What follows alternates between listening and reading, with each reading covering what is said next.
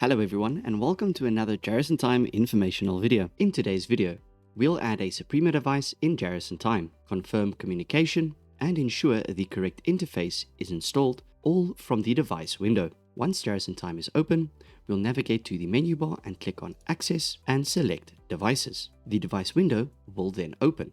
Note that for this video, we will only be working with the Details tab. On the left-hand side, we'll see a list of all of the devices that are currently configured in the software. To add a new device, we will then click on the Add button in the bottom left corner. A new device entry will appear, and the configuration panel on the right will be enabled for editing. In the name field, we will then enter a clear and descriptive name that corresponds with the exact location the device is installed at. For this example, we will be going with the reception front door. By adding clear descriptions, the ongoing maintenance of devices become easier for everyone, as we can then easily discern devices from one another, both inside and outside the Jarrison Time software. Next, we'll select a region if it is applicable. Then we'll set the brand dropdown to Suprema. This is important as it ensures that the correct communication interface is used. As we see here with the pop-up, the system is informing us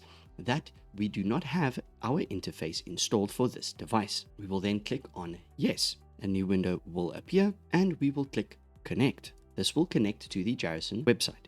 We will then click the Download button and the Install Wizard will appear. We will then click Next and follow the prompts.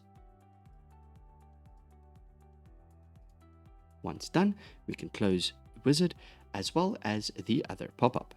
Then just right of that, we'll see the interface status, now telling us the device interface is installed. Interfaces allow Jarrison Time to communicate with and execute imported actions to your biometric hardware. Next is the IP address field. Here we will input the IP of the device, and in today's case, it is as follows. Right of that, we can confirm the port number. If needed, we can adjust this based on the device configuration.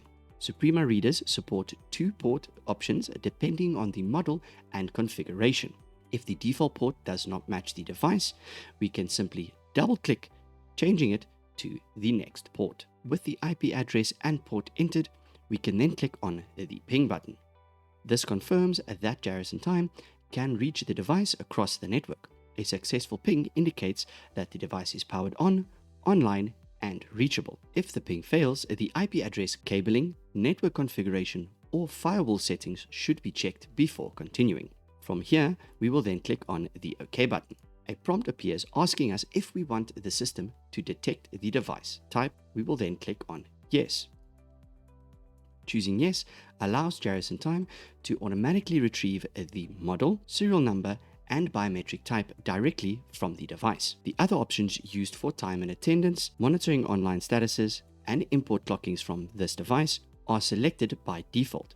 Please ensure that these are enabled or adjust according to your setup. Once the required fields have been populated, we can finish the setup by clicking the Save button. We can now close the window and go on working with Jarrison Time.